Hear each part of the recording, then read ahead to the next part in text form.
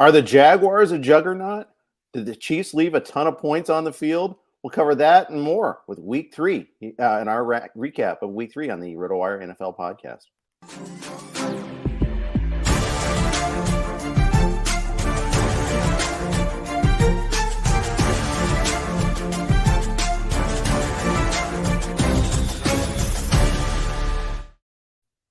Everybody, welcome to the RotoWire Fantasy Football Podcast. Jeff Erickson here with Nick Whalen with a wild and wacky Week 3. They're all wild. They're all wacky. But hey, let's break it out right now. We knew going into this week, Nick, that it was going to be a tough week for Survivor. And sure enough, the top two picks were melted off the board in the Chargers and the Chiefs. If you took the Bengals, you were feeling pretty good. Or the Vikings, and you feel like you stole one. Yeah. But let's start with your Jaguars, who looked like a juggernaut yesterday, beating the Chargers. Yeah, second week in a row, I think we're starting with the Jaguars, who have now won back-to-back games by a combined 62-10 over the Chargers and the Colts. And I think this was a game that officially announces that the Jaguars are, maybe not ready to be like a dark horse Super Bowl contender or anything like that, but are at least officially a good team and a team that, it was not a fluke in week 2 what they did to the Indianapolis Colts, who of course bounced back and were able to get a backs against the wall win against the Chiefs this week. But, Justin Herbert played this entire game. I know we talked leading up to this game about the concern of Herbert starting and maybe taking a hit and leaving this game.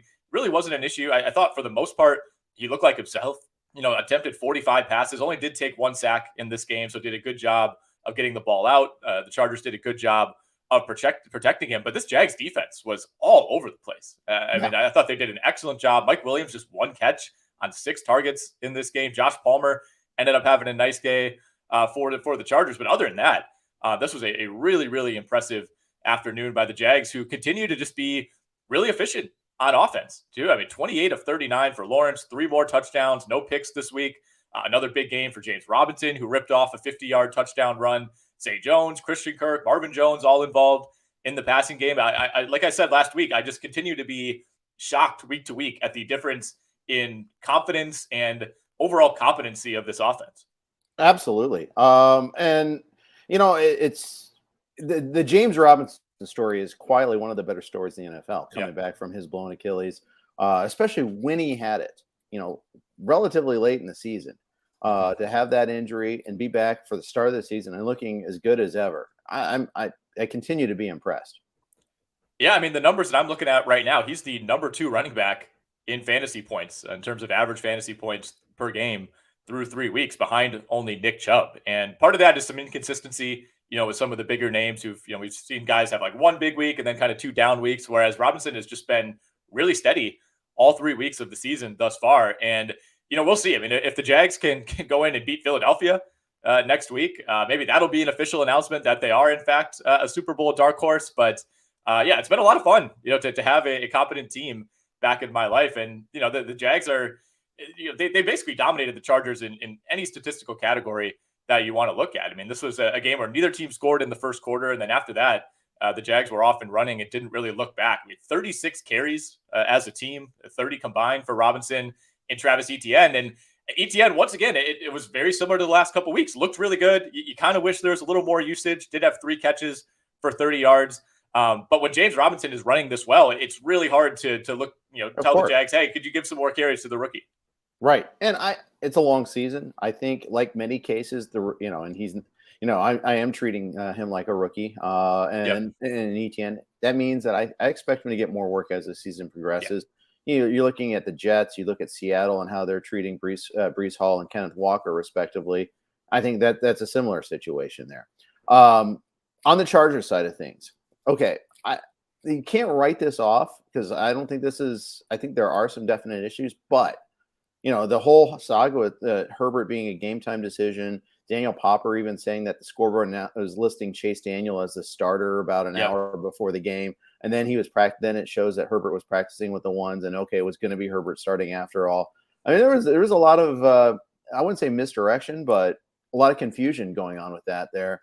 They were playing without Corey Linsley, their all-pro center. We saw what happened. Keenan Allen. Another game time decision that went awry. There's some things that there are definite problems there that they had to deal with, but also the defense we expected more out of this defense. They invested in this defense to try to prevent against this team, teams running it down their throat like this.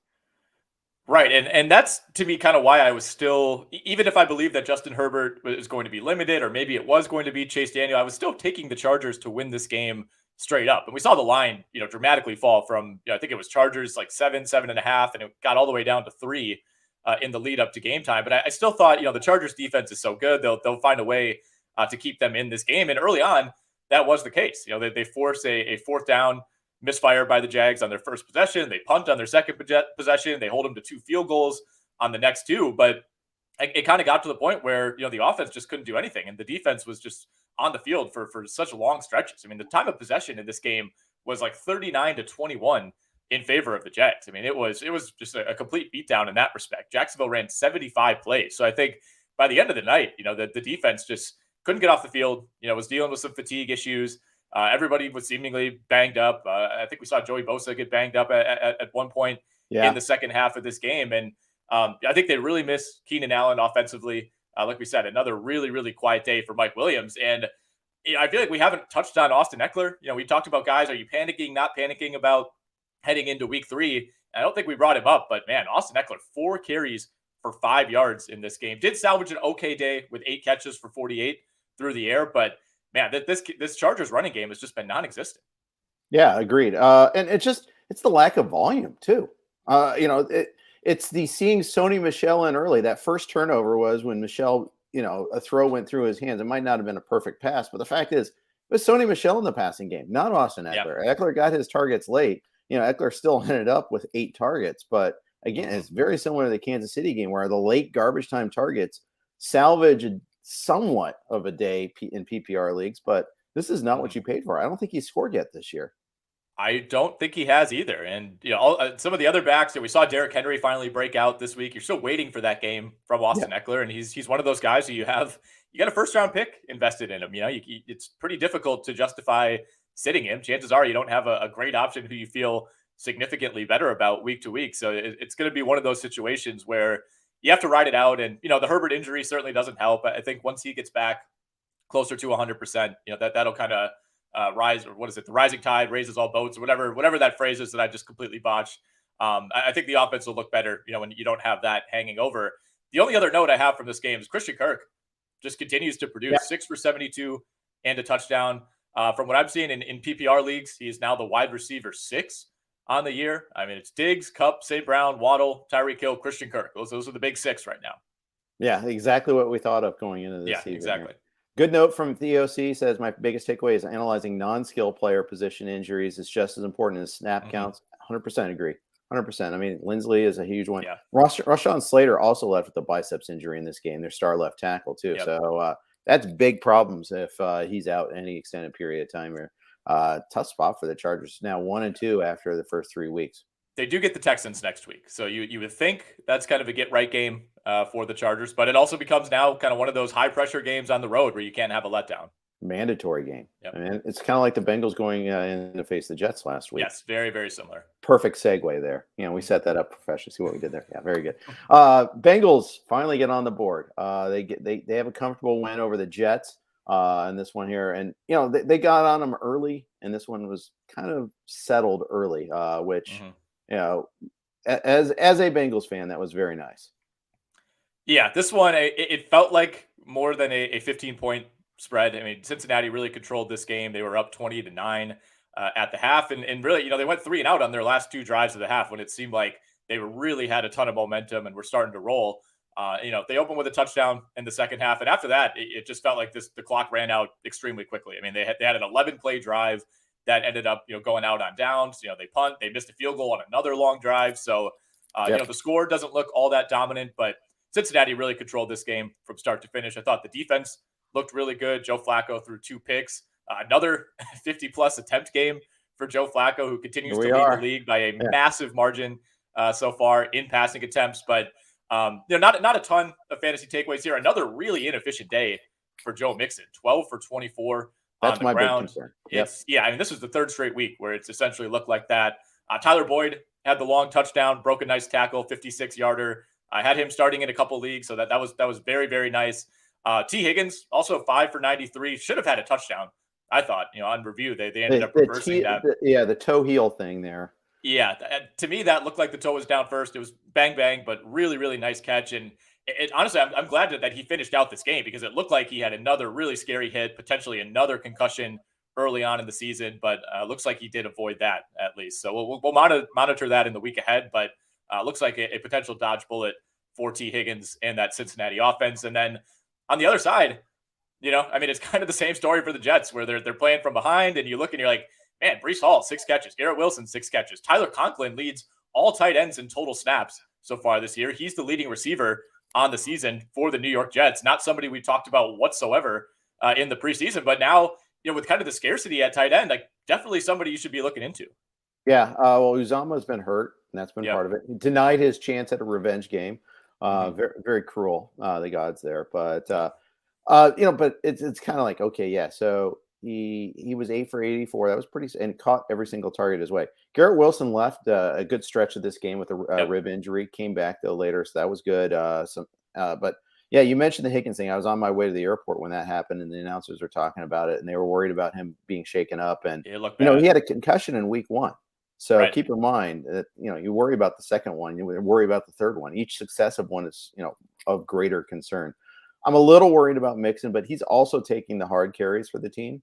I'm just more worried about the run blocking generally. I know Samaje Perine was 9 for 47, but many of those were late when the Jets defense was worn down and the Bengals were protecting a lead. So I'm not really drawing too much into that there. But yeah, getting Mixon going is going to be huge. Now they play the Dolphins on Thursday night too. So short turnaround for this team. We're going to have to watch the injury reports pretty carefully on that one there to see if there's any like Higgins thing popping up or anything like that. But otherwise, I kind of came through okay in this one here.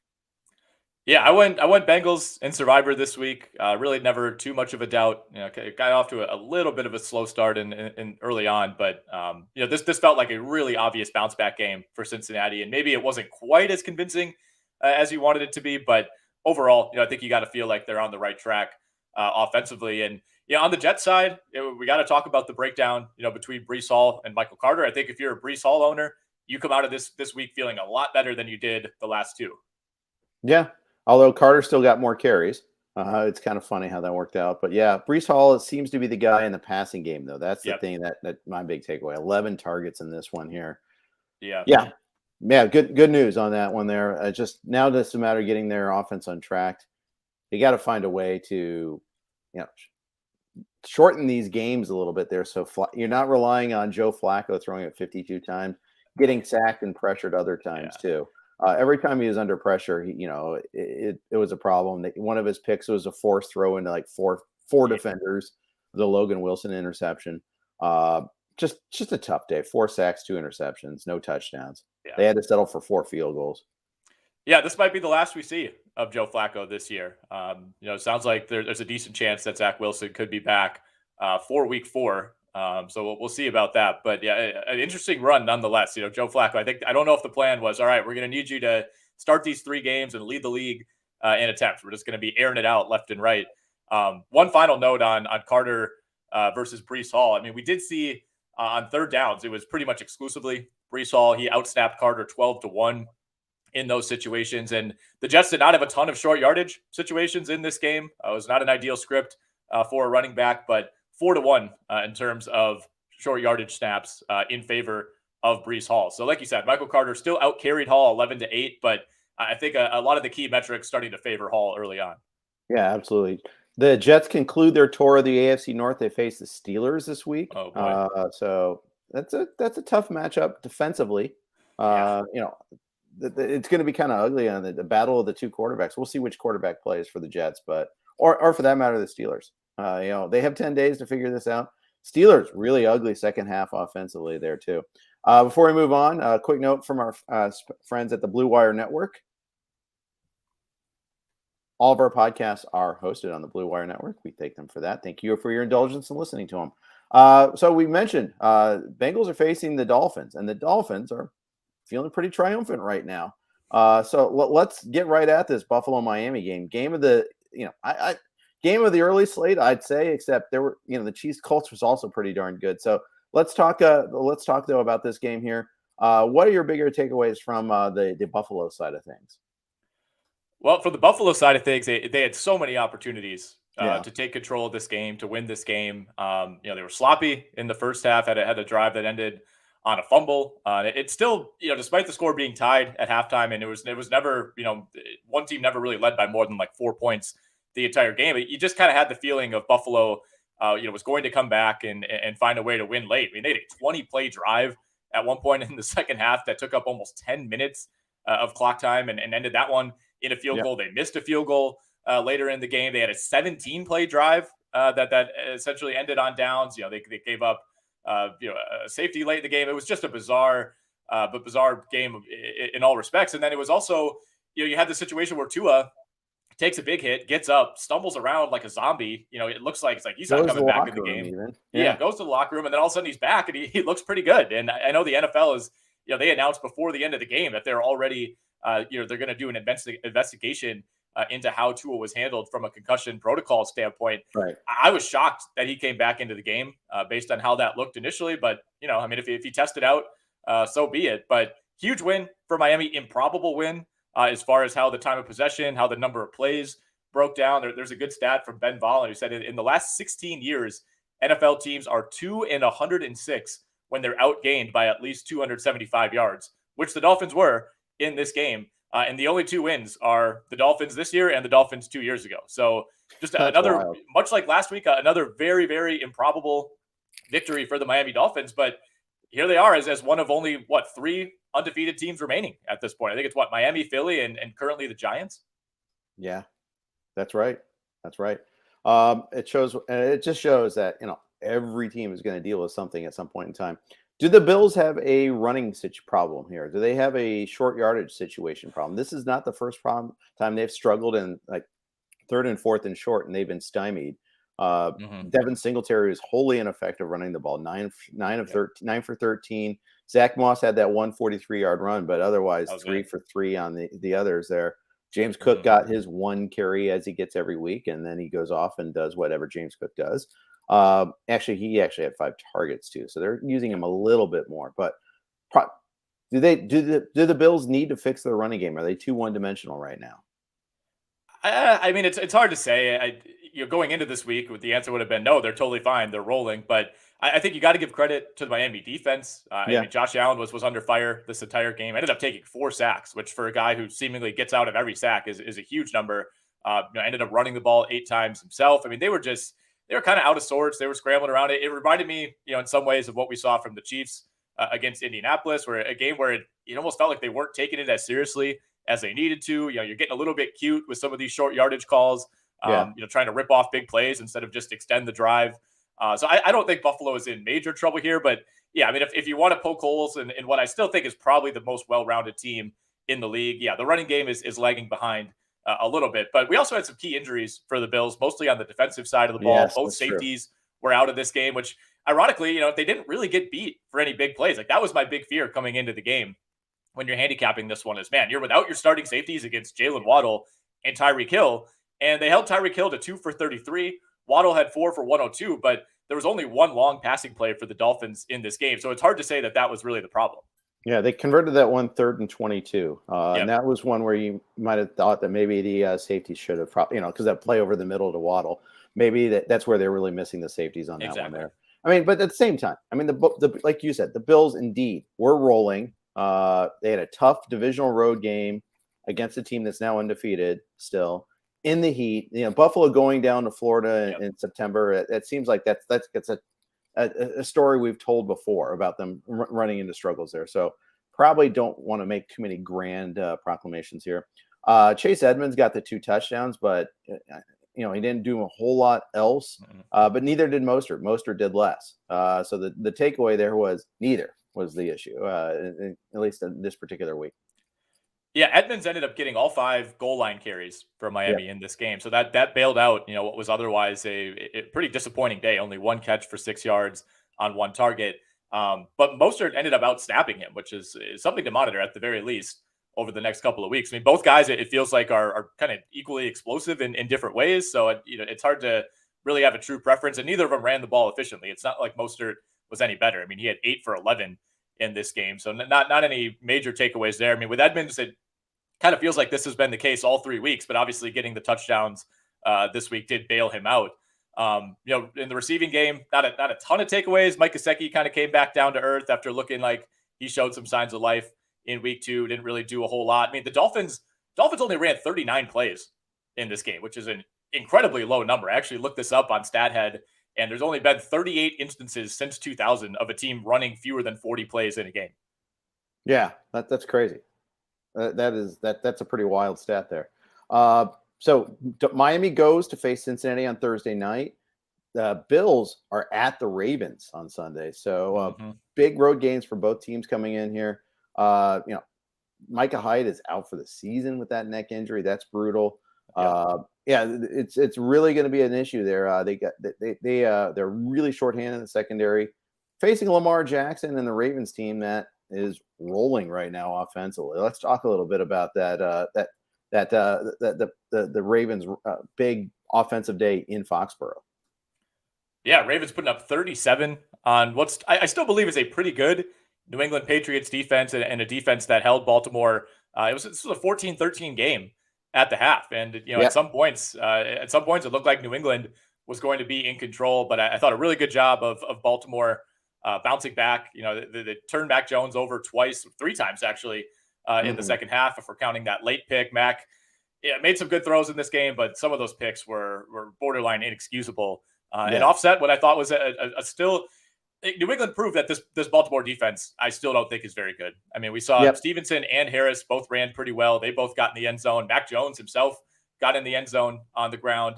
But it was kind of the same story for the Ravens, where we're used to them being the team that can win games like 17-12, and instead now they're having to win games 37-26. I mean, they have to put up 30 plus points week to week to feel comfortable. And once again, we saw Justice Hill get going a little bit. He did have one long run that essentially carried his entire stat line, but as has been the case, it's been big plays through the air, and it's been Lamar Jackson on the ground. The return of J.K. Dobbins, 7 carries for 23, didn't really make a big difference in this Baltimore running game. So I think that's still the concern. You're happy to be 2-1 if you're Baltimore, but haven't really proven that they can get anybody but Lamar going on the ground. Right. And they kind of eased J.K. Dobbins back in. I think you're going to see more of him in the future in the long run, but they did close out this game. They did have they did have a big injury defensively in Marlon Humphrey late, although Humphrey hasn't been good so far this season. I remember in the Miami game, he was getting picked on the regular, so we'll see about that. But that's a big game against the Bills coming up this week. I think you'll see a little bit more Dobbins next week. They need to get someone else going. Devin Duvernay, all he does is score touchdowns. He found a way to score again this week with a beautiful toe tap catch. Compare that versus the T. Higgins. So I guess the whole point is you make any contact after you do, lift your feet after that. Don't roll your foot down. Don't have the whole foot down. I think that's the answer there. But apparently that was my takeaway. I really was shocked that they reversed the Higgins one, and I get it. I mean, it almost feels like they like refs give the benefit of the doubt to the sideline as opposed to, like, you think if it was like a 50-50, you'd say, all right, let's give it to the receiver. This is a difficult catch. We want more scoring. It's more exciting. But it almost felt like they were looking for an excuse to call T. Higgins out on that play. But like you said, Duvernay's been great so far. They got him going. He had a couple carries on the ground. Didn't really do anything. I mean, 2 for -2. But there was one where it was like one block away from potentially getting the edge and getting into the end zone on the ground. So I love how they've used him. I think he looks faster and more explosive than I expected this season. And then another good game for Mark Andrews, who continues to just be by far the number 1 target for Lamar Jackson. I mean, Bateman and Duvernay have had their big plays over these first 3 weeks, but Andrews is still very clearly the alpha in that receiving core. Yeah, absolutely. Lamar got sacked 4 times in this game. He threw a pick. So, I mean, the Pats defense had their moments. They also Bateman also fumbled, lost a fumble on that too. So, I mean, there's been some other issues as far as that goes. One of the big plays in the game was Aguilar's fumble for the Pats. Heck of a hit by the rookie Kyle Hamilton, and a great recovery by Marcus Peters on that one there, just being able to stay in bounds. That was a big play. On the Pats side of things, you said they ran the ball very well. Mac Jones threw for a lot of yardage, had the rushing touchdown, so it wasn't a bad fantasy day, but the 3 picks were pretty bad, 3 sacks. And then he had the high ankle sprain at the very end of the game. So that might be an issue for this week. that's a major wait and see because he could barely walk. That happened very late in the game, and I mean, he was able to kind of stumble his way to the sideline. But yeah, I mean, the way that one just appeared, we'll see. When the injury reports come out later this week, but it wouldn't be shocking if Mac Jones' status is in jeopardy for Week 4. But other than that, I mean, we should probably mention Devontae Parker, 5 for 156. He looked really good in this game. Of course, did not get into the end zone. The Hunter Henry sadness tour continues. I've cut him really not rosterable at this point. Yeah. That's been really disappointing. I mean, Jonnu Smith, 4 for 25. I mean, he looks like he's in some ways maybe supplanted Henry. Not that there's a lot of fantasy interest in Jonnu Smith himself, but I'm disappointed that the Ravens tight ends have not been more productive. But I guess the flip side of that is guys like Parker and Bourne and even Aguilar, have been a little bit more explosive than we thought they would be through these first few weeks. Yeah, they have. There was no Jacoby Myers in this game. Yeah. Kendrick Bourne went 4 for 58, but he only played 20 snaps. And he was in the doghouse because I think he got in a fight in training camp and all that. Yep. He's a better player. Like Lil Jordan Humphrey got 53 snaps. Aguilar got 51 snaps. Yeah. They need to identify that Bourne's an option here, and no matter what of it, sounds like he might be a jerk, but get him on the field because Jones throws it to him when he's out there. Yeah, I mean, Belichick is still one of those coaches that it kind of seems like is maybe stuck in the past on things like that, where it's like, all right, man, we're 3-4 weeks into the season. You can't let something from training camp, really be impacting your game plan when you're talking about a guy who's a objectively better player than guys who are getting twice as many snaps as him. But I mean, to put a bow on this game, the Aguilar fumble was just that was a killer. That was a killer. Yeah. I mean, at the time the Patriots were driving, that was a huge third down catch and run. That was going to set them up deep in Ravens territory.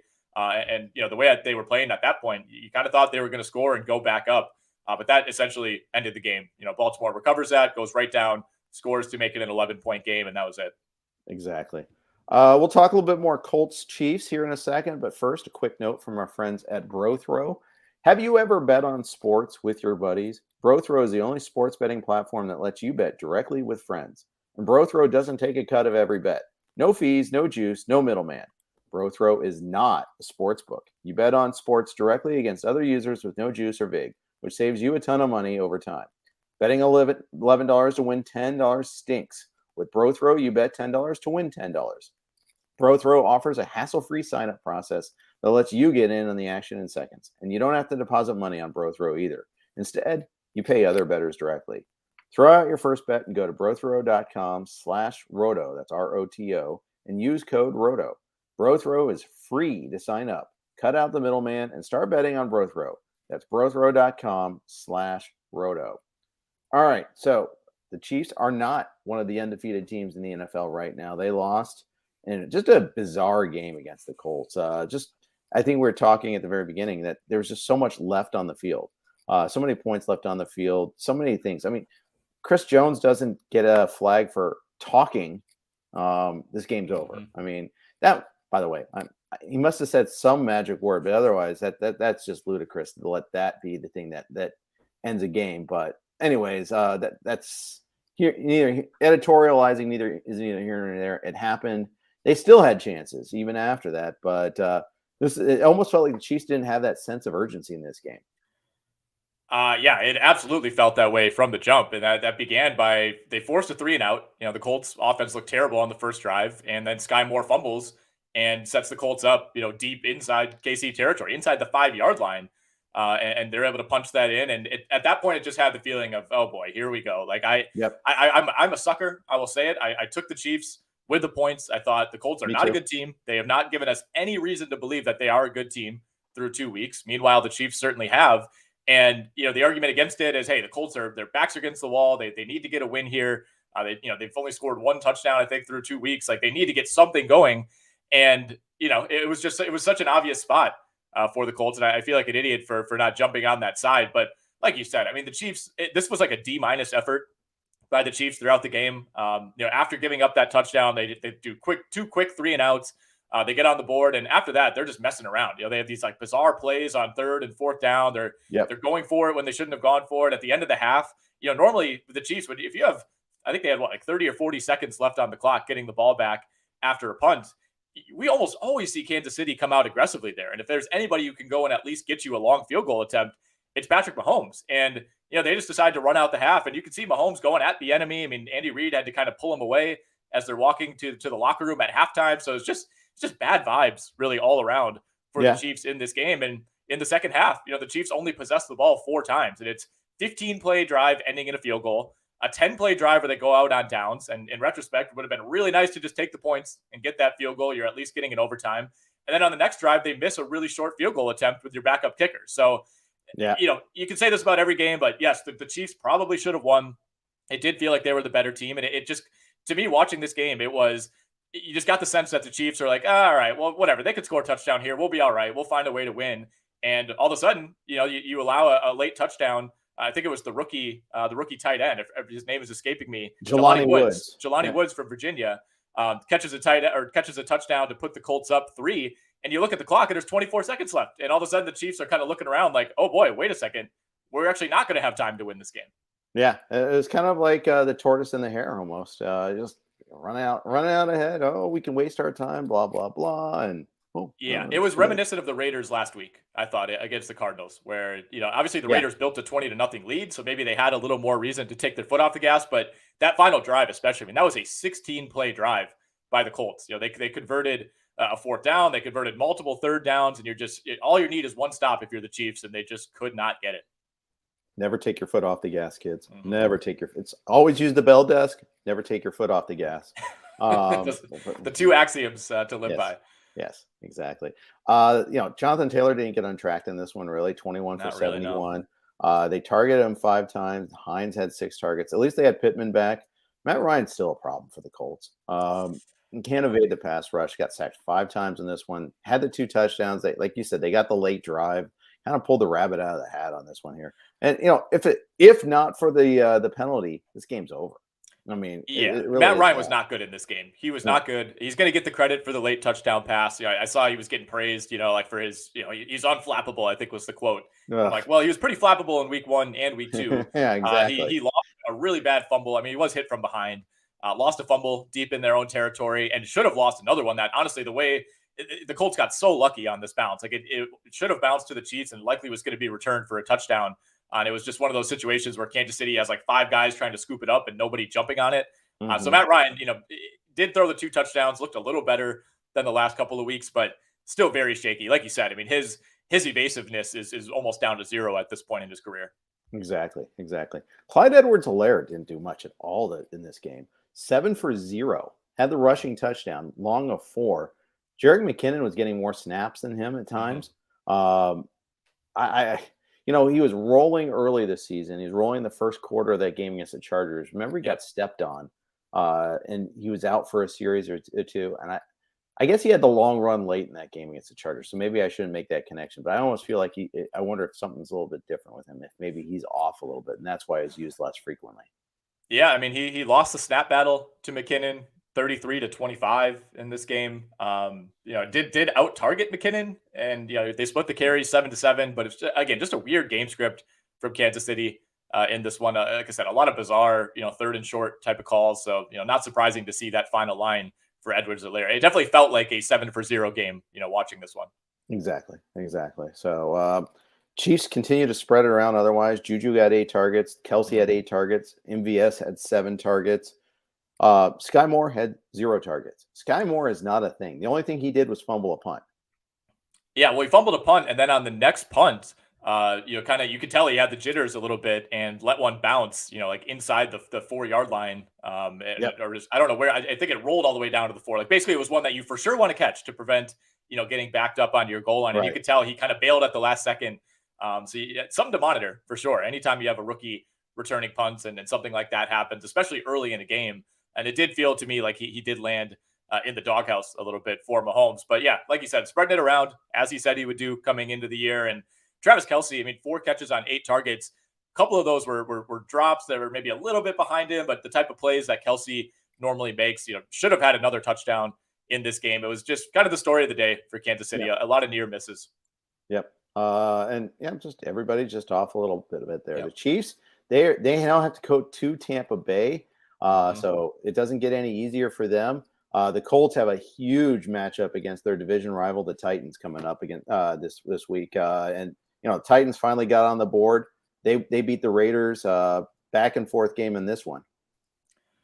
Yeah, this was kind of a similar type of script where you felt like, all right, if Tennessee loses this game, the wheels might be off here. This might turn. They might have to at least consider the possibility of, all right, how much of a rebuilding on the fly type of season do we want to make this? Although, the Jags are running away with the AFC South right now, but I don't know if that's a division that you look at as having this juggernaut. Like Tennessee could have started 0-3 and been like, 2 weeks from now we could be tied for first in the division. But this is the other game, much like the Chiefs game, that I just from the jump I knew I had invested in the wrong team. We'll say, the Raiders continue to be just woefully disappointing, and they were bailed out a number of times. If Mac Hollins doesn't have like the greatest game of his entire career, right? 8 for 158.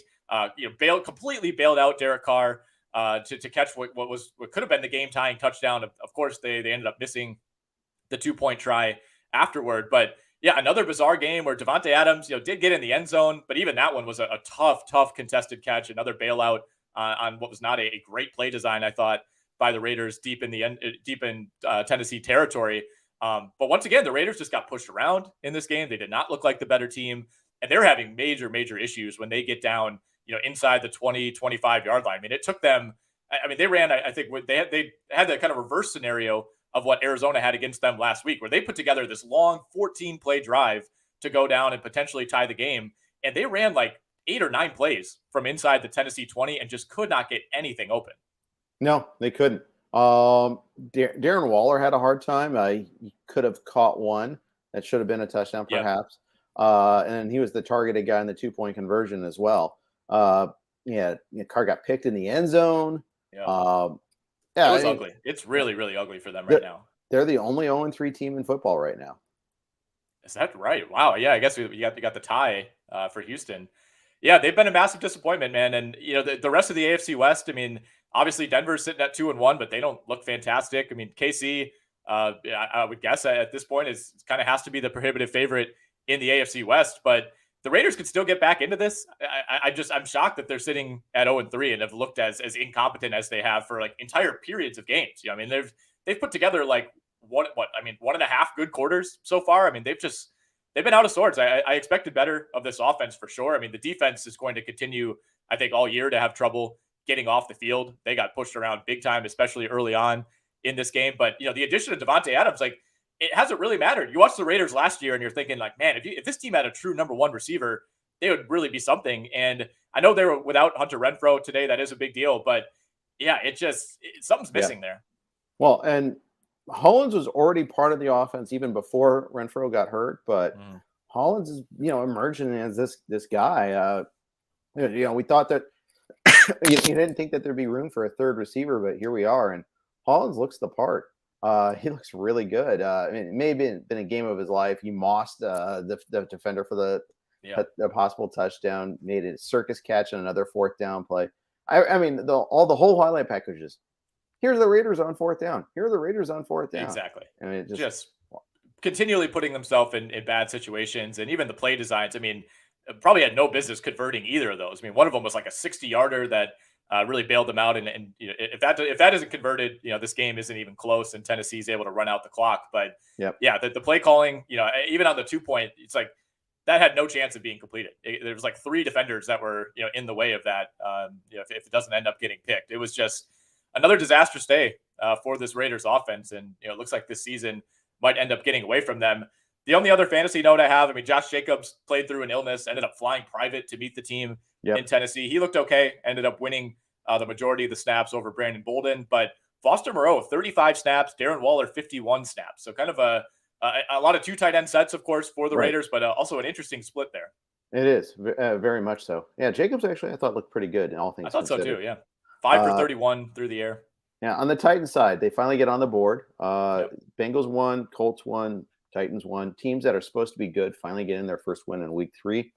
Derrick Henry, 20 for 85, as you said. He looked a little bit better at a 24-yard run. Still not like killing it, but he also had 5 catches in this one, 6 targets. The one big pass play, though, it's funny. He kind of showed why he isn't targeted that much. because he bobbled it. It took a little while to get going, but he got going. I mean, it was just such a good play that despite the lack of clean catches, he still was able to get going. Yeah, it was like an 18-wheeler getting going. I mean, once he got up to speed, I mean, he looked like vintage Derrick Henry, no question about that. But yeah, it was reminiscent of why we don't often see him, I guess, with 5 receptions on 6 targets. But nonetheless, a big bounce back from Tennessee, and I think, at least for now, a temporary announcement that this team is still a force to be reckoned with in that division. Exactly. Let's so big week. We mentioned Titans have a big one coming up here against the Colts. Raiders get the Broncos this week. So I mean, it's only one team has started since 2000 has started 0-3 and gone on to make the playoffs, and that's the Texans in 2018. The Texans, the king of the wild card week. That's what they were for a long time. That's it's a tough spot to be in there for Josh McDaniels. So they need to learn how to win. They are not doing that right now. Before we move on to the next game, let's get a next note here from our friends at Vivid Seats. Hey, football fans, get your jerseys on and your tailgate snacks ready. That's right. NFL season is back, and so is your chance to score tickets with Vivid Seats. Download the Vivid Seats app or just visit vividseats.com to see your team's schedule, compare tickets, and secure your spot in the stands. As the only ticketing company with a reward program, Vivid Seats is the winning app for NFL fans like you. Earn credit when you buy 10 tickets, then cash it in to catch more games all season long. With tickets from Vivid Seats, you'll go from watching the game to being a part of it. Go to vividseats.com or find us in the App Store or to browse unbeatable seats. We'll see you in the stadium. All right, let's move on. The early slate had a couple other interesting games. Detroit, Minnesota. This was a very interesting one, Nick. Big time. Yeah, it looked like one that Detroit was well prepared for. Certainly, I think the Vikings closed as 6 or 6.5 point favorites. This line didn't really move all that much. I thought there'd be a little more action on Detroit, a little more momentum around that team, especially with Minnesota getting smacked around the way that it did in Philly and coming in on a short week. But the Vikings, I think, showed a lot of mettle here. After going down 14-0, they come back, are able to tie the game. They end up going down by 10 again and get some late scores. But it felt like the Lions, a couple coaching miscues, going for it on some 4th downs, not taking a field goal opportunity late in this game, and then a pretty rough Jared Goff interception that essentially ended this game late. But it was a desperation situation, so hard to fault him too much. And the one that they did take was the 54-yarder at the end of the game. It's like I like that they go for it. Dan Campbell likes to go for it on 4th down, but they did it almost backwards. Yep. It was very odd to see. Okay, you have Austin Siebert is your kicker. It's right. Not, that's not Justin Tucker. That's not Evan McPherson. No, if either, I think that was the time to go for it. That or punt it. You go for it and make it. Okay, game's over. Otherwise, you pin them back. I get it. Because they make the field goal that then they were up 24-21 at the time. So you know what? They make the field goal. The Vikings need a touchdown. You miss the field goal. Vikings get a touchdown. I mean, either way. I mean, just that was poor decision making. Kicking a 54-yarder to go up 6 just didn't make sense. At that point in the game, there was just over a minute left at the time. So I think at that point, I get the, sometimes it can be frustrating to essentially punt from like the 45-yard line. And if it goes into the end zone, you feel like you didn't really flip field position all that much. But in that scenario, the Vikings are getting the ball back, with no timeouts and like a minute left. You just have to trust your defense at that point. And I know it's not always fun going up against Justin Jefferson in those situations, but yeah, you're right. They totally flipped it. I don't know why you think you're going to attempt the 54-yarder and not the much closer one. The only thing I guess was, the one that they went for was 4th and 1 versus I think it was a 4th and 4. Yeah. When they opted for the long field goal. So the yardage does come into play there, but this had the feeling of Dan Campbell kind of coaching by feel instead of by logic. And sometimes that can work out for you. I think sometimes that method is, kind of praised more than just being a robot. But there are other times where you just kind of want to follow the numbers. Yeah. I hear you on that one there. About the Lions, Matthew asked, should I be worried as a DeAndre Swift owner? He only had 7 carries. Jamal Williams had 20. Swift has been limited in practice the last 2 weeks with an ankle problem. Mm-hmm. They said he was better this week than he was last when he had to cut some big plays. The problem was on his snap count, he didn't get the big plays this time. long of 9, 7 for 31. He had 4 targets, 3 for 15. Didn't have that big play, and of course, Williams also got the goal line love. And the goal line aspect of it is the part that concerns me a little bit. That I think Williams is going to be the goal line back. Right, and that was the case even in weeks 1 and 2, especially Yep. week 1 when Swift was healthy. I think Williams vultured 2 touchdowns inside the 5-yard line in that game. So, yeah, I think this is maybe looking like more of a true 2-back system than we expected. I wouldn't worry too much about Swift. It does seem like this, the more exaggerated split is likely a result of that ankle injury. And, it's a little concerning, I guess, that he was supposedly feeling better this week than last week, whereas last week he ripped off a couple of big plays. Didn't have that benefit this week, but he was still, the far dominant running back as far as snaps on third down. I think that's a good sign.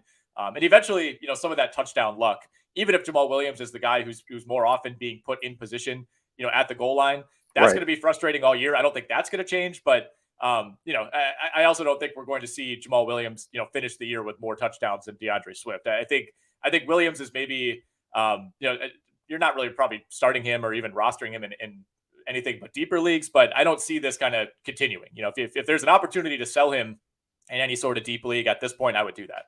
I don't know. I kind of treat him like Melvin Gordon now. Yeah, I think it's closer to that situation. Rostered everywhere and used as a flex in a pinch sort of guy. But you're right though. It's kind of feast or famine with him, and that's the tough part. It's tough to start him, but bye weeks aren't that far away. And when that starts happening, then you're going to need that. On the Vikings side, I mean, we almost buried the lead here. Dalvin Cook left with a shoulder injury. Now they go and they're playing in London next week.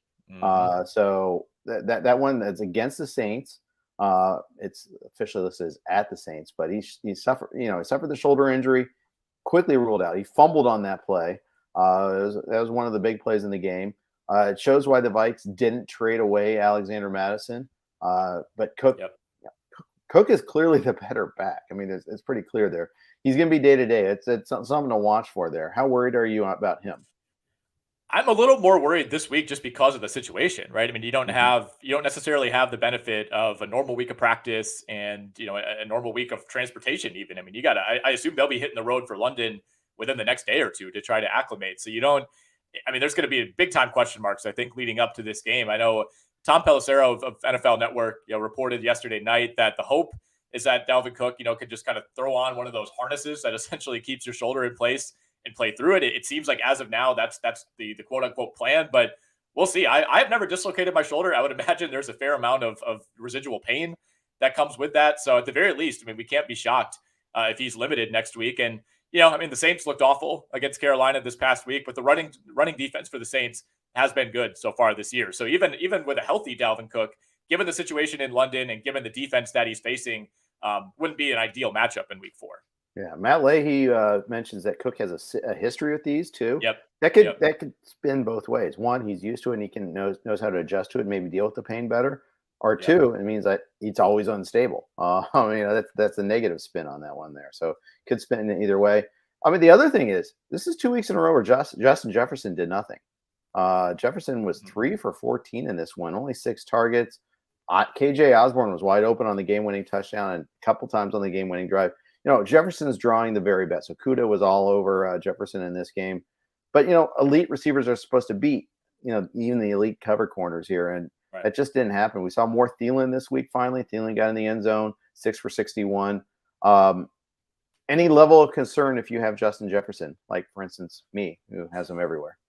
Well, we have 1 week of him looking like the best receiver in the league, bar none. And now we have 2 weeks where I don't think it's Jefferson's fault or even Minnesota's fault. I think you got to tip your cap to the coverage.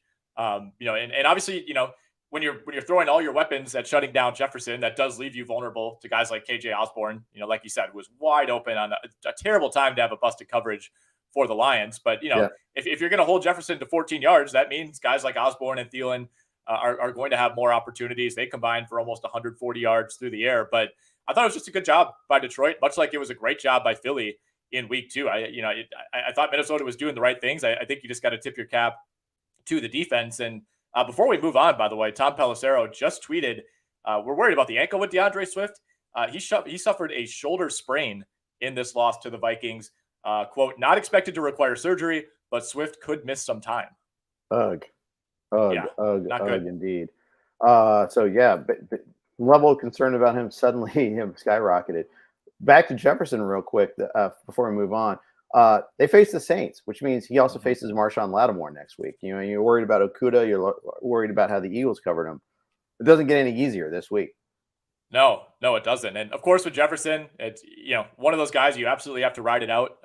You're never going to throw Justin Jefferson on the bench, but yeah, I think this is maybe a classic case of after week one. We're starting to wonder. It's like, is he going to have the greatest wide receiver season ever? And part of that, I think, was just going up against the Packers defense that had some busted coverages, was a little bit confused in week one, and I think we're going to see teams continue to put this emphasis on shutting down Jefferson. So, I would bank on Justin Jefferson bouncing back at some point. I mean, next week, like we said, is a difficult matchup, but after that, you get the Bears the following week. So I think he'll get back on track. Yeah. We mentioned how the Saints are Minnesota's opponent. Let's talk about them. Saints went on the road. And they lost to Carolina, and it was 22-14, but it really wasn't even that close.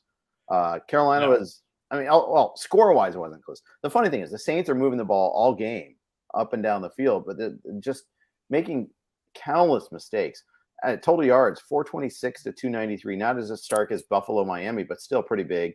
Total plays was pretty close, 64 to 59. But obviously you have a defensive touchdown for Carolina start the game off on the Kamara fumble. That's big. Just again, this is another one of those games where Saints really wish they could have this one back. Yeah, this was a sloppy game by the Saints, and it in some ways had a similar feel to how the KC game started, where you give up that fumble touchdown, I think, on their second possession. You just hand Carolina 7 free points there, and then you punt. You go 3 and out 3 times in a row after that, and you finally string a drive together before the half. It looks like you're going to at least head into the locker room with some momentum, knowing that you're getting the ball back to begin the third quarter, and then you get a field goal blocked, and then you come out, put another drive together to begin the third quarter, and missed that field goal as well. So it was just one of those days for New Orleans. They were able to make this somewhat of a game late. Like you said, tacked on a touchdown with just over 2 minutes left, and then forced a quick 3 and out by Carolina. But at that point, the game time was down to like 15 seconds. So it was a good job by Carolina of controlling this one. I mean, the Panthers themselves did not play well here. I mean, only 12 first downs. They were 4 of 14 on third down. They missed their only fourth down attempt. I mean, they got outgained by like 140 yards. I mean, it was not an impressive showing by the Panthers, but this was just the Saints shooting themselves in the foot. And huge game for Chris Olave, big game for Traquan Smith. However, that was met with both Michael Thomas and Jarvis Landry leaving this game due to injury. Yeah, yep. And of course, Marquez Callaway with the touchdown there.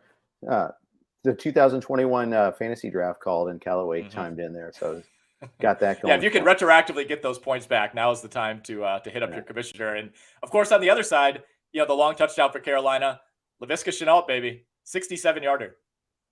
One of his 2 targets in the game, 2 for 90 though. So 67 and a 23, pretty good. Maybe he'll start getting more involved. He could be the Terrace Marshall that what I thought could happen with Terrace Marshall. No Carolina receiver had more than 2 catches in this game. Christian McCaffrey only had 4 targets in the passing game. DJ Moore had 6 targets, but 1 catch for 2 yards. Yeah. I mean, DJ Moore, what do you do with him? Is he just a sit at this point in time? You got to think about it. I mean, this is 3 straight weeks. It feels like he's kind of in the same situation as like Darnell Mooney in Chicago. And I think we think of Chicago as being this like significantly, more antiquated offense that can't move the ball. But I mean, Carolina, we got to start talking about in that context too. I mean, this is the 3rd straight week now where they just, they have trouble controlling the ball. They have trouble, running an ideal number of plays. They were under 60 plays again in this game, despite actually winning the time of possession battle. And, I think in some ways they did the right thing by just kind of keep pounding Christian McCaffrey. He didn't really rip off any big plays in this game, but 25 carries. To me, that was just like, all right, we need to do what we can. Once they went up 13-0, it was like, don't let Baker Mayfield lose this game for us. Like, we'll continue to just run McCaffrey. And it's hard to fault the Panthers. It got them a win. But yeah, if you're a DJ Moore owner, I think you're in a full-on panic at this point. Although, weird week all around for receivers. We saw the star receivers kind of dominated the first 2 weeks of the season, but as of right now, heading in to Monday night, these are the top 10 receivers in PPR scoring this week. Devontae Smith, Mac Hollins, Hollywood Brown, Russell Gage, Zay Jones, Chris Olave, Amari Cooper, Romeo Doubs, Isaiah McKenzie, Devontae Parker. I thought Kupp would have gotten there because he had the rushing touchdown and all that. Maybe not, but Oh, interesting. Yeah, I'm seeing him at 16.4 points. This is Yeah. according to Still, Fantasy Pros. you'll Yeah, you'll live with 16.4. That's yeah, fine. It's the 3 points, the 1 point, the 2 hmm points that DJ Moore gets, 2.3 points or exactly. whatever it gets. I mean, that's just a killer there. Yep. Just you're right. It was a tough week, but week one was the triumphant week. Round one wide receiver talk. It just shows that hmm hey, maybe don't draw broad sweeping conclusions from 1 week. This is Yeah. just 1 week, and that's all it was. And they're not connected to each other either. By the way, No. there just happened to be this string of performances. I think that's the better takeaway from that. Yep. McCaffrey, I mean, got 100 yards rushing again, but he didn't get in the end zone. You're fine. Let's put it this way. You want him instead of Austin Eckler right now. At least you're getting the workload with McCaffrey. Oh yeah, yeah. The touchdowns will come. I mean, the question is how many, because this Carolina offense just doesn't look very good, and there's not Mhm. they're not sitting in the red zone all that often. Like we said, one of their scores came on defense in this game. So, I think the upside with McCaffrey compared to what a lot of people thought it would be coming into the year is maybe a little bit lower, just due to general incompetence for Right. this offense. But yeah, I mean, this was kind of a mirror image of last week, where it wasn't pretty, it wasn't super efficient, but still going to get you those 100 yards. And like you said, yeah, you'd much rather have him than someone like Eckler or even Dalvin Cook now with the injuries. Exactly. Okay, so there's 2 more games left on the early slate. Let's keep rolling here. Bears and Texans. One of the horrible, horrible quarterback performances of the week by Justin Fields, and they still won. 8 for 17, 106 yards, 2 interceptions, 5 sacks. He did get you 47 rushing yards, that 129-yard run, but I mean, he's even in a super flex league, it's hard to start him right now. Yeah, I mean, he's not doing enough on the ground. And in this game, he did have a couple huge scrambles late, and that's such an advantage when you're a bad team. I thought that was kind of the big difference maker. Is neither of these teams were in good spots. There was a lot of third and longs, and Justin Fields' ability to extend plays, not take sacks, get out of the pocket, it ultimately made the difference for the Bears in a game that he almost threw away. I mean, threw two really bad picks to the same Houston defender in this game, and I thought, Houston had a chance to come down and win it at the end. Davis Mills has a pass get tipped at the line, gets intercepted by Roquan Smith deep in Houston territory. I mean, that was just a disastrous performance by Yeah. Houston. We saw David Montgomery get hurt early in this game. Khalil Herbert goes off after that. And, Yeah. Tristan Ebner got in the mix as well. But Herbert, 20 for 157 and 2 touchdowns, had a couple of big runs. And then Damian Pierce, I thought, looked really good. He was running hard, didn't have a ton of space, but really ran hard in this game and out carried Burkhead 20-3. Still saw Burkhead in there in passing situations, of course, but pretty encouraging performance by Damian Pierce. It's just, if you're the Texans, you're not going to face many matchups where you're in this type of game script where it's a close game or God forbid you're even leading at times. So Yeah. we're not going to see a lot of weeks where Damian Pierce is getting to 20 carries. Yeah, you're right. So Tyson just traded Damian Pierce, kind of hot, to get Dalvin Cook. Still has Patterson, Barkley, Hunt, Chase. I think that's a good buy low on Cook's health and Oh, Cook's absolutely. injury. Absolutely. I mean, I like doing that one there. I think one of the takeaways here is the Bears are going to be able to run the ball all season long. Even last week against the Packers, they ran Yeah. very effectively, despite not doing anything else on offense. I mean, Khalil Herbert had a bigger day fantasy wise than I think David Montgomery's ever had. There was a lot of talk in the training camp that Herbert might be the better of the two backs. It didn't play out in terms of snaps that way. Herbert could be a really nice start this upcoming week if he gets the chance at the Giants. Yep. Meanwhile, the Texans face the Chargers next week. Could be a good week for Pierce again, too, by the way. But yeah, just, Herbert looks the part. He looks really good. Yeah, super elusive. A little bit quicker, I think, than David Montgomery. I thought he looked great. Again, you have to take into the context, going up against Houston. But like you said, that this team was able to move the ball really well, especially in that second half against Green Bay. So we'll be tracking David Montgomery. Eberflus said after the game that he's day to day. So no real update at this point. But Right. come Tuesday or Wednesday, we'll have a little bit better idea. But if he's out, yeah, Khalil Herbert's going to be a hot commodity. Absolutely. If you're a Darnell Mooney owner, I mean, he's obviously a bench at this point in time. Yeah. Is he a cut? Got to think about it, right? I mean, I don't know what else we need to see. Like, there's been very few signs that like this Bears offense is going to magically turn a corner, right? I mean, Right. the rain game in week one. We'll say, okay, well, you can't really throw the ball there. I get that, but I mean, this was probably the ugliest performance yet for that passing game. And if you can't do it against Houston, this Texans defense is abominable. Like some of the worst tackling I've ever seen I mean, missed tackles on almost every single play.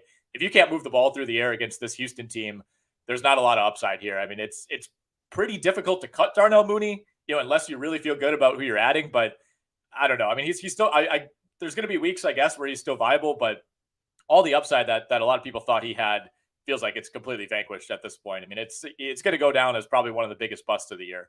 Yeah, I think so too. All right, let's move on to Eagles and Commanders. This one was over early. It was just a pure stomping by the Eagles in the first half. They shut it down in the second half. 2 weeks in a row now. They've crushed it in the first half and just did nothing in the second half. I'm not really concerned, but at the same time, it does take a little bit of the gleam off it there, as we've seen. Don't take your foot off the gas. 24 points in the second quarter, none in the other quarters. They had the weird fourth down play early on. They had the fourth down conversion though in the fourth and at right before halftime to score a touchdown, which normally I'd be like, maybe you don't want to go for it there, but it worked. Devontae Smith had himself a day. AJ Brown is still a stud, 5 for 85. Dallas Goedert had a touchdown, but only had 4 targets. So, but it's hard to be too critical because the Eagles won so handily and they're 3-0 now. But it was weird to see them do nothing in the second half like that. Yeah, they only crossed midfield one time in the second half and didn't even get past, the Washington 45. So really never even threatened to score in the second half. And it's a minor concern for sure. I mean, it's obviously you're picking nits when you're up 24-0, but you'd like to see a little bit more from this team, especially, I mean, last week against Minnesota, if Cousins doesn't throw those 3 picks, that game looks a lot different. And part of that was Philadelphia, like you said, getting a little sloppy. They had that pick on the screen pass, letting these teams back into the game. And I think with Washington, you just don't necessarily have to worry about that with the talent level of this team. But Philly sitting at 3-0, got to feel really good about it heading into that showdown with the Jags. And Jalen Hurts, man, looked really good again. 340 yards through the air. Had 9 carries for 20 yards. Didn't really have to do much with his legs. Came up short on a couple rushing attempts that could have resulted in touchdowns. But you'll take the 3 touchdowns through the air. And man, what a bounce back for Devontae Smith, who we were so worried about him after 1 week, and he looked great in week 2 and had maybe the best game of his career this past week. Meanwhile, the gleam on that Commanders offense is definitely gone. Carson Wentz, 25 for 43, 211, 9 sacks. That was the real takeaway. Philly's defense was just monstrous. I mean, the Eagles got the late touchdown. If you have Antonio Gibson, you kind of stole some points there. But man, just other than that, I mean, it's just a brutal game. Offense just didn't do much. Terry McLaurin got hit 6 for 102, but Samuel 7 for 48. Jahan Dotson 2 for 10. Logan Thomas 2 for 5. I thought Logan Thomas was going to be a good start this week. Picked him up in some leagues. This is the thing about when you play the tight end revolver here. I mean, the tight end roulette, I should say. It is really kind of the gotta land. Hope you land on your number, but this is why you spend up on Mark Andrews and Travis Kelce. Exactly. And shockingly, those are 2 of the top 3 scorers at the position this week. David Njoku was the other. I mean, he on everybody's bench. Yeah, of course. Had almost 24 fantasy points in PPR in that Thursday night game. But yeah, you're right. I mean, week to week, it's just you're spinning the wheel. Jelani Woods was a top 5 tight end this week. Will Dissly, Jordan Akins, those guys were in the top 10. It's going to be really, really fickle week to week. And it's like you said, if you don't have one of those top guys, it's pretty frustrating. Yeah, it really is. All right, let's keep rolling here. Get to the late night games. Starting off, we already talked Jaguars, so that's one we can knock out. Check that one off. Yes. Lead with your lead story. So let's talk a little Packers and the Bucks. Slugfest. This is one we kind of expected it though too. Yep. With all these key players missing on each side, and the Packers still trying to find their way offensively a little bit with their new receiver core.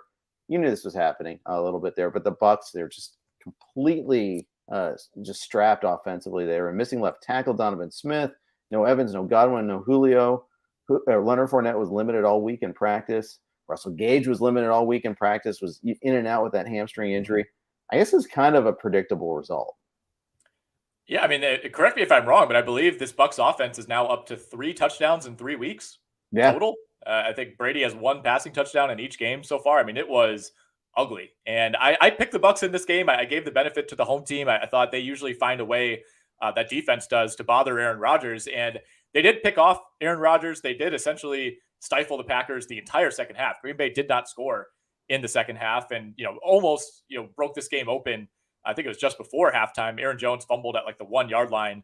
And that kind of set in motion what was a pretty struggle-filled second half. But Aaron Rodgers looked fantastic to begin this game. He was dicing up the Buccaneers in the first and second quarter. Finishes 27 of 35 for 255 and 2 scores. Did have the pick. That was a little ugly, but I think for the most part, this game played out almost exactly as we expected. Didn't expect 12 catches on 13 targets for Russell Gage. But other than that, it was ugly. It was sloppy. It was a lot of 3rd and 6s that weren't converted. Neither team could really run the ball. And I think we expected a low-scoring game, and we got it. Yeah, you might see a lot more of those for the Bucs. I mean, their defense is still crushing. You gotta defense looks great. The defense looks great, but man, they're missing all these guys. They host the Chiefs next week, so I don't think the Chiefs are going to string 2 bad offensive games in a row together. Although maybe, I mean, the seeds of this were shown with the Chiefs there too a little bit in the Thursday night game against the Chargers, where they had to punt 4 times in the first half. Mahomes should have been picked more than he was. Had that 1 interception overturned in that game. I mean, maybe it's just, hey, we talked about this last week. Scoring is actually down and across the league right now, and this week didn't really change that. No, and as we talked about, a lot of the culprits are teams like the Bucs and the Packers. I mean, these are teams that the last few years are averaging close to 30 points per game, and both these offenses are lagging behind. And then even a team like Buffalo doesn't get to 20 points. KC doesn't get to 20 points this week. So the defenses continue to look to be ahead of the offenses at this point in the year. And yeah, like you said, Bucs Chiefs, that'll be Sunday Night Football next week. That'll be a fantastic one. After that, the Bucs do get the Falcons, the Steelers, and the Panthers in consecutive weeks. So, in theory, you could afford to lose to the Chiefs. You think you have 3 games that you feel pretty good about after that. But this Bucs offense, I mean, until they get healthy, it's going to be pretty ugly. Yep, it is. And you don't run the ball very well against Tampa Bay. So on the Packers side of things, I'm not really that concerned about Jones and Dillon having bad games. You just don't run against the Bucs. I mean, this is something that's carried over from last year and kind of held true. They couldn't get Aaron Jones on track. They couldn't get Dillon on track. I wouldn't read too much into this, except it was just a tough opponent. Big game for the Packers next. It's every week's a big game. They did get Bakhtiari back in part. He didn't play the whole game. He was alternating series there, but hey, that is kind of this is something that they're kind of working him back in. They brought him back too soon last year, so this is good that they got that going at least. Yeah, and he said after the game he didn't love that he was kind of alternating series with Josh Nijman, and it sounds like he came out of this game feeling pretty good. So I think the expectation is next week the Packers are home for New England. Next week we probably see Bakhtiari back and closer to a full capacity. But New England, the Giants, the Jets, and the Commanders are the next 4 for the Green Bay Packers. And one of those games is in London. 2 are at home, and then they're at Washington. So a very nice stretch coming up here for Green Bay to potentially have a very good chance. They'll be heavy favorites in all those games to string together 4 straight wins. Exactly. One more promotional note before we move on to the next game. Football is officially back on Monkey Knife Fight with all the NFL action that you're looking for. And if college football is more your speed, they've got plenty of that too. On Monkey Knife Fight, there's no sharks, no salary caps, and no math. It's just easy to play, easy to win. Daily fantasy player props. Join now at monkeyknifefight.com and you'll get your first game free. Then use promo code RWNFL to get your first deposit matched instantly up to $100. So what are you waiting for? Join Monkey Knife Fight today. All right. In the late window, another slugfest defensively was the Rams and the Cardinals. 20-12 in this one. And the Cardinals, I mean, Kyler Murray got his yards late, but the struggle was real on this one. They really struggled to move the ball in this one. Yeah, they did. And kind of what we expected. I personally I'm not ready to buy in on Arizona after a comeback win against a Raiders team that, like you said, is the only 0-3 team in the league right now. They look like they're heading toward a potential disaster. And I mean, Murray needed 58 attempts to get to 314 yards. Right. Did not throw a touchdown in this game. Did not run for a touchdown in this game. Really didn't do much of anything on the ground. Nice day for Marquise Brown. Greg Dortch kind of continues to be a revelation right now. The new Rondale Moore, 9 for 80 on 10 targets for Greg Dortch, but certainly helped out by the game script here. We saw Cam Akers get going. We saw Cooper Kupp get in the end zone on the ground. Kupp dropped another touchdown from Stafford. It would have been a fairly difficult catch, but by Kupp standards, you'd normally expect him to bring that one in. But kind of a weird game for the Rams. I mean, at first it looked like they were maybe going to be rolling toward a blowout. They score a touchdown and get a field goal early. And then after that, it was kind of Eagles-like, essentially shut it down until they tacked on that Kupp rushing touchdown in the second half. Right. But this was one of those games that it just felt like wasn't even on red zone at all in the second half. Like I think each team only possessed the ball like 3 times in the second half. Kind of a weird game, but for as good as the Rams are, they do tend to find ways to ugly up games that don't need to be this ugly. Well, I think one of the things for the Rams is, I know it didn't show in the sack total, but I think that offensive line is not fully firing in all cylinders. No. They lost Whitworth to retirement. They struggled on opening night. Obviously, I think there's still a little bit of a work in progress still. The good news is they didn't turn the ball over. Stafford didn't turn the ball over. Cam Akers did lose a fumble. The other takeaway too is it was Akers over Henderson now. We're back to where we started, although Akers got the late touchdown. Otherwise, it was setting up to be another disappointing day for him too. 12 for 61 with the touchdown. Did not have any catches in this one. Henderson didn't either. Henderson only had 1 target. So the backs weren't as involved as I thought. And, when you see Cooper Kupp getting the rushing touchdown, you're like, okay, that's how it's going to be. Yeah. Almost an even split for those two, 25 to 23 snaps in favor of Henderson. That's small for both, though. Yeah, right. Well, and Akers, I mean, they only ran under 50 plays in this game. I think they ran 48 exactly on offense. So there wasn't a ton of usage either way. Akers getting most of the carries, like you said. Henderson, though, still in there on third downs. He got all 5 third down snaps, was in there during the 2-minute drill. And then we actually saw a split. 2 goal line carries for Akers, 2 goal line snaps for Akers, 3 goal line snaps for Darrell Henderson. So they kind of seem to be riding the hot hand in those instances. But much like the Chiefs, much like the Bills, like the Rams got a little cute. They had a 1st and goal. I think it was their 1st or 2nd drive of the game. They end up settling for a field goal. They had a 1st and goal from the 4-yard line and threw 3 or 4 straight passes that were just like, why? Like you're running the ball well at this point in the game. Just pound it in. That's what's gotten you down there. And it looked like they were trying to force the ball to Allen Robinson. He dropped one. The other wasn't open. That's just kind of what I'm talking about with the Rams. Like they just do frustrating things that are not necessary. Right. And, if you're looking as an Allen Robinson manager, like I am in many cases, that's the difference between a decent day and another disaster. This is 2 disasters out of 3 games. Yep, exactly. If he catches that touchdown, it was essentially like a 4-yarder. If it was 1st and goal from the 4, hit him right in the shoulder pad. If he catches that, I think we contextualize this day a little bit differently. But another frustrating week if you're an Allen Robinson owner. But no other notes for me in that one. I think we can move on to either Atlanta, Seattle, or get to the Sunday night game. Let's do Atlanta, Seattle. That actually was quietly kind of fun. Yeah, it was.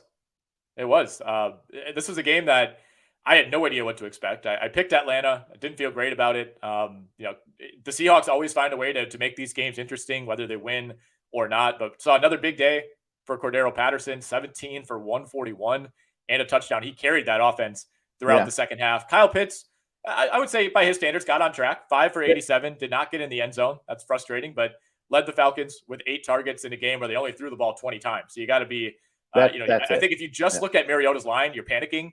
But you're happy with how it ended up for Pitts. Yeah, and they established Pitts early too. Yep. Neither team was playing a whole lot of defense in the first half. Patterson is definitely the guy, and Algier is there. He's kind of the change of pace guy, but that's about it. Drake London didn't do a ton in this one after being a target monster last week there, but again, only 20 throws. I mean, that's what happens. Mariota got the rushing touchdown on an otherwise meh rushing day, but that all added up to be just enough. And then all the scoring, 50 points in the first 3 quarters, nothing in the fourth quarter. Yeah, that's how it goes. Of course, the defenses finally show up late in this game, but another touchdown for Drake London. Like you said, he's now pretty clearly the favorite for Offensive Rookie of the Year. I know at DraftKings he's at plus 450, and then Chris Olave and Romeo Doubs are next up at 8-1. So he's established a slight lead over those guys, but I mean that could change week to week. Jahan Dotson's going to be in the mix. I think Breece Hall is going to end up being in the mix, and even Garrett Wilson, who we didn't touch on with the Jets, looked good in that game. Was out of the game briefly. Took a pretty tough hit. It looks like that's going to be less severe than it initially looked, but some of these rookie receivers that we initially were not all that excited about, starting to come around. Yeah, indeed. On the Seahawks side of things, Geno Smith actually had a good fantasy day. Yeah. 325 yards, 2 touchdowns. Did throw a pick though. Took 2 sacks. Really, Tyler Lockett and DK Metcalf kept on getting forced targets, and you'd like to see that. If you have either one of those, Lockett had 11 targets. Metcalf had 12. Metcalf had the touchdown. Lockett had 76 yards. You'll take that. You'll take those numbers from those guys. Oh, 100%. I think, Metcalf especially was kind of on the, are we in panic territory mode list coming into this week. And yeah, I think he's definitely on a different level than Moore and Mooney. Like the Seahawks offense has looked competent enough that I think days like this are going to be very replicable. I think maybe some of those like massive games that we've seen from Metcalf in the past, going to struggle to get there this year, but you can live with this. 5 for 64 and a touchdown, made a really nice catch on that touchdown. Not efficient. I mean, caught only 5 of 12 targets, but again, we're more concerned with the targets in general. Exactly. All right. Not much else from that takeaway from that game. Let's finish with the Sunday night game. Oh boy, what an ugly slugfest type of game. Not really surprising, given the struggles from each team so far offensively. But just a bizarro game. Jimmy G pulling the Dan Orlovsky, which actually was the better of the two possible results on that play.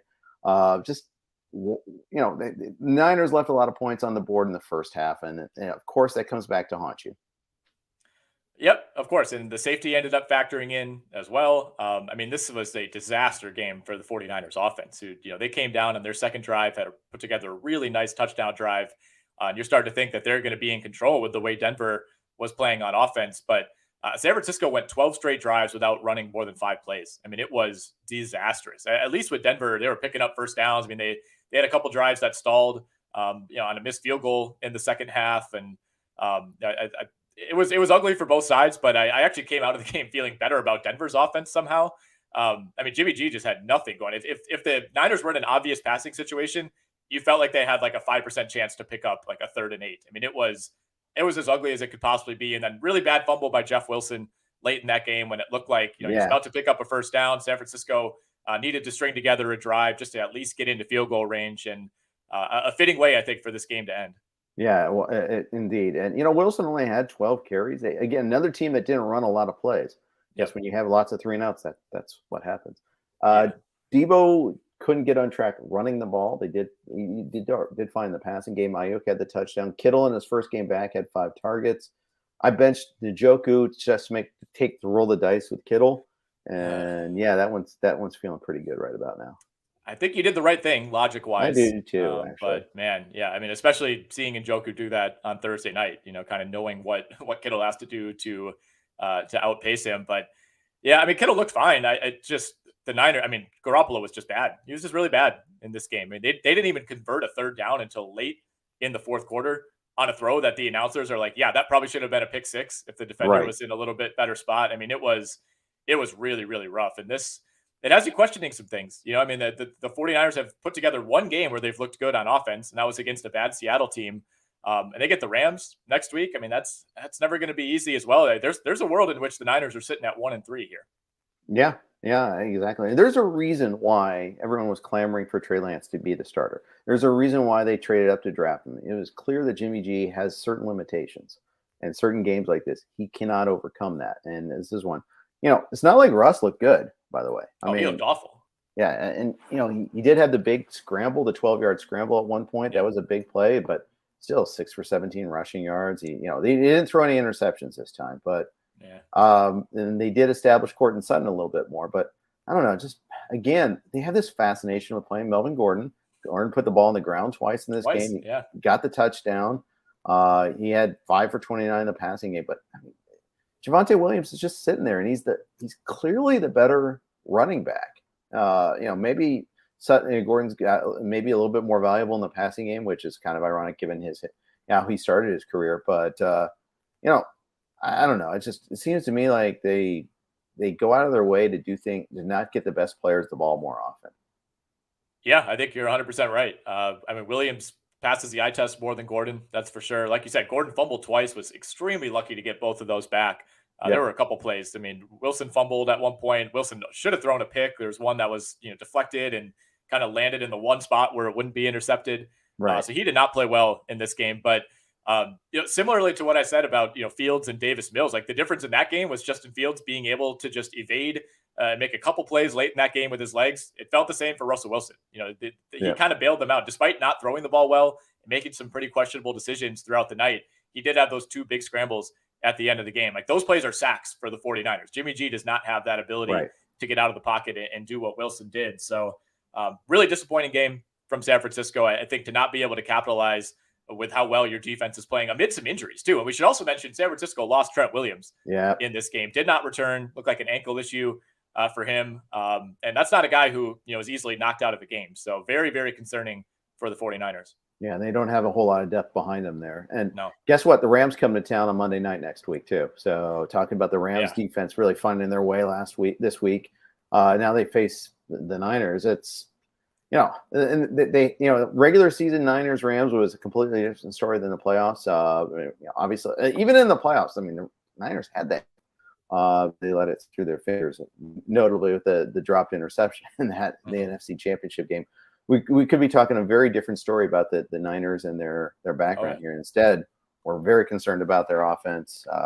And if Williams can't play on Monday night, that's going to be a big blow.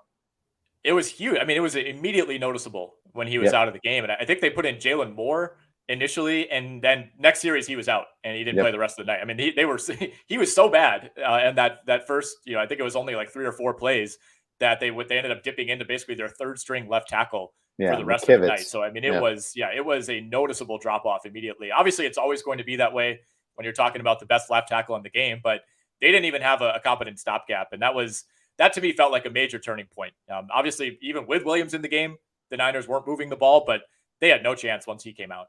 Nope. They're going to have to spend a lot of time in practice, preparing for that eventuality this week there, just to even find a way to get a stopgap there. But as you can tell, when you got a weak spot on the offensive line, NFL teams see blood. I mean, they're like sharks, and I look at the Bengals last year, clear weak spots in their offensive line, and they got regularly exploited. So, teams are smart; they'll pick up on that pretty quickly. Yeah, 100%. And after the Rams, schedule does soften up for a couple weeks for the Niners, so I think they'll end up being okay. But the middle of their schedule is rough too. I mean, it's Rams, Panthers, Falcons, and then Chiefs, Rams again, Chargers, Cardinals, Saints, Dolphins, Bucks. I mean, that's this season could go a little bit more sideways, I think. And maybe they get it together. They've always found ways in the past, but things are looking a little shaky so far for San Francisco. And I think losing that game against the Bears in week 1 at the time, we just kind of wrote it off, but it could come back to haunt them. Yep, that's right. All right, well, that's going to close it off here. Unless you had anything else to add, I know we did our thorough thing again as we always do, and I like that. Yeah. Big Jags are 2-1 to win the AFC South. That's it. Yeah, life is good. All right, we'll leave on that note. Thanks everybody for tuning in. We'll be back at you again. I'll be back on Sirius XM on Thursday. Otherwise, Nick and I'll be back at you again next on Monday. Take care.